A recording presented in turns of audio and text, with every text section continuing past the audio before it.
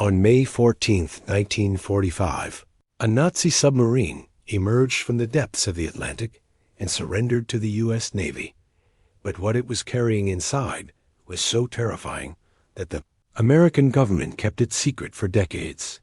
The naval officers who inspected the U-234's holds were left in absolute shock, and what they found would change the course of history forever.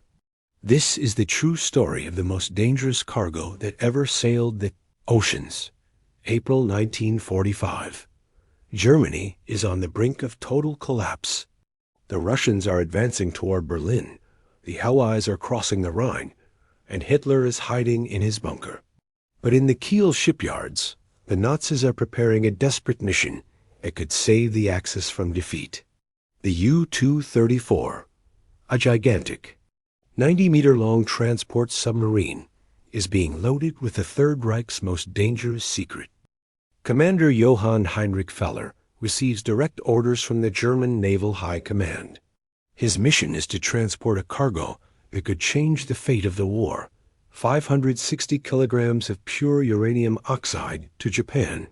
If this radioactive material reaches its destination, it could turn the empire of the rising sun into a nuclear power capable of prolonging the war for years.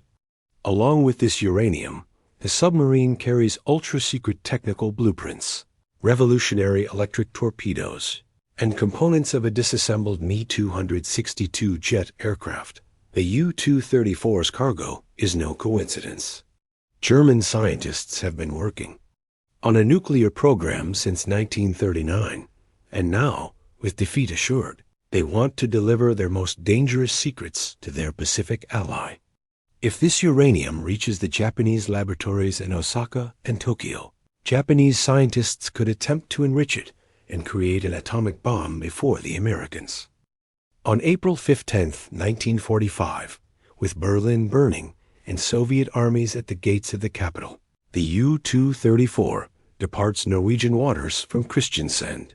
On board travel 65 German crew members, 2 Japanese liaison officers, and the most dangerous cargo ever to sail the seas. Commander Feller knows his mission could change the fate of the war, but he also knows the chances of reaching Japan are almost nil dot as the submarine submerges into the icy waters of the North Atlantic. The Japanese officers, Captain Hideo Tominaga and Commander Genzo Shoshi, obsessively review the German technical blueprints. These men are not mere observers.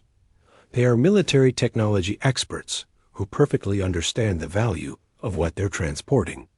In their hands are the secrets that could allow Japan to manufacture nuclear weapons and continue the war for years. But the ocean is not the U-234's only enemy. Allied submarines constantly patrol the shipping routes, and American reconnaissance aircraft fly over the Atlantic day and night. Every passing hour increases the danger of being detected. Commander Feller orders navigation submerged for most of the journey, surfacing only when necessary to recharge batteries and receive radio communications. For days, the U-234 slowly advances through the depths, carrying its deadly secret to the other side of the world. The German crew works exhausting shifts, keeping the submarine operational, while the Japanese officers study every detail of German technology. No one aboard imagines that their mission is about to become one of history's cruelest ironies. On May 1, 1945, radio communications bring devastating news. Hitler has died in his Berlin bunker. 3 days later, on May 4th, another even more demolishing transmission arrives. All German forces in northwestern Europe have surrendered unconditionally. The Third Reich is collapsing at breakneck speed, and the U-234 is sailing toward nowhere, carrying secrets of an empire that no longer exists. Commander Feller finds himself in an impossible situation. His original orders no longer make sense, but aboard he carries enough radioactive material to manufacture several atomic bombs. If he continues toward Japan, he will be delivering to America's enemies the capacity to prolong the war for years. If he surrenders, he will be betraying his Japanese allies and handing over military secrets to the enemy. The two Japanese officers, Tominaga and Shoshi, perfectly understand what Germany's fall means. Without German support, Japan is completely alone against the American military machine. But they also know that the uranium they're transporting could be the key to avoiding an Allied invasion of the Japanese islands. In secret conversations with the German commander, they plead with him to continue the mission to Japan. Meanwhile, in the secret laboratories of Los Alamos, New Mexico, American scientists of the Manhattan Project work frantically to complete their own nuclear weapons. What they don't know is that sailing across the Atlantic, there is enough uranium to accelerate their research by several months.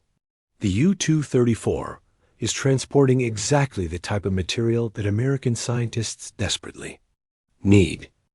On May 8, 1945, the U-234's radio receives the transmission that changes everything. Germany has surrendered unconditionally. The war in Europe has officially ended. Commander Feller gathers his officers for a decision that will mark the fate of everyone aboard. Should they continue to Japan and deliver the uranium to America's enemies? Or should they surrender and betray their Japanese allies? The decision is even more complicated because aboard are two Japanese officers who know all the mission secrets. If the submarine surrenders to the Americans, these men will be captured and interrogated. For the Japanese officers, capture means total dishonor and involuntary betrayal of their emperor. Japanese military culture does not forgive this type of failure. On May 10th, after intense deliberations, Commander Feller makes the most difficult decision of his military career. The U-234 will surrender to American forces. He immediately orders all classified documents destroyed and sends a radio message in American code requesting instructions for surrender. But the Japanese officer's reaction is devastating. That same night, Captains Tominaga and Shoshi meet privately in their quarters. They speak in low voices for hours, discussing honor, duty, and the consequences of capture. For these men, educated in the samurai tradition, surrendering to the enemy is worse than death. What happens next will shock the entire German crew. At dawn on May 11th, the German crew discovers something horrible. The two Japanese officers have committed seppuku during the night. Tominaga and Shoshi preferred death to capture and American interrogation. Their bodies are found in their quarters, and beside them are letters written in Japanese addressed to their families and the emperor. Commander Feller orders the bodies prepared for a military funeral at sea. But before casting them into the ocean, the German crew performs a solemn ceremony respecting Japanese traditions. It is a deeply emotional moment that marks the end of the alliance between Germany and Japan. The two officers have taken many secrets about the Japanese nuclear program to their graves. On May 14, 1945, exactly 1 week after the German surrender, the U-234 surfaces in international Atlantic waters and officially surrenders to the American Navy. The destroyer USS Sutton takes control of the submarine and escorts the German crew toward Portsmouth, New Hampshire. But what the Americans discover in the U-234's holds leaves them completely amazed. American naval intelligence officers cannot believe what they see. Boxes and boxes of pure uranium oxide, along with detailed technical blueprints of advanced military technology. They immediately contact Washington, D.C., and report the discovery to the Pentagon. The response is immediate. All material must be transferred under maximum secrecy to special military facilities. What happens next with the U-234's uranium is one of World War II's cruelest ironies. The radioactive material that the Nazis intended to deliver to Japan to manufacture atomic bombs is transferred directly to the Manhattan Project laboratories in Los Alamos. American scientists use exactly that German uranium to accelerate the manufacture of Little Boy, the atomic bomb that will be dropped on Hiroshima on August 6, 1945.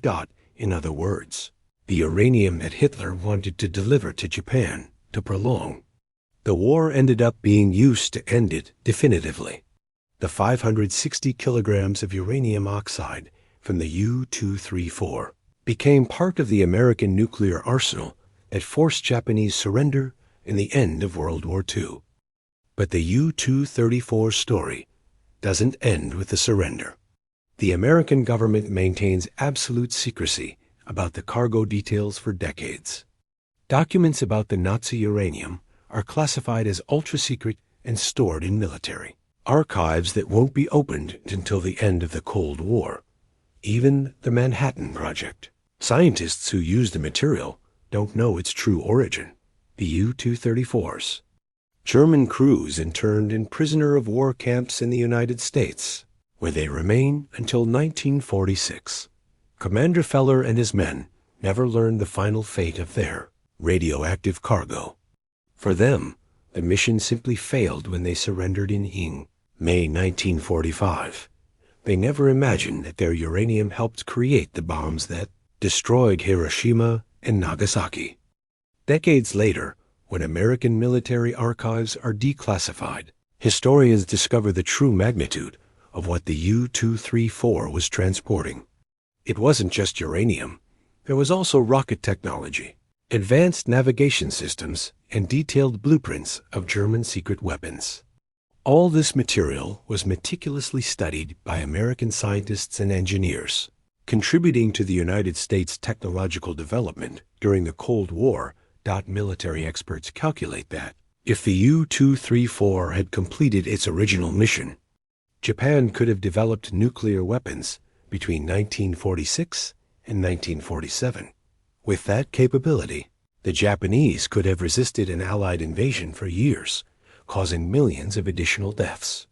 The Nazi submarine surrender not only delivered uranium to the United States, it also prevented a catastrophic prolongation of World War II. The U-234 story is perfect proof of how a twist of fate can change the course of world history. A submarine that departed to deliver Nazi secrets to Japan ended up accelerating Japanese defeat. The uranium that Hitler wanted to use to prolong. The war became the instrument that ended it definitively. And 2 Japanese officers who died for honor never knew that their sacrifice was, tragically, completely unnecessary. If you liked the story, give it a like, comment, and subscribe.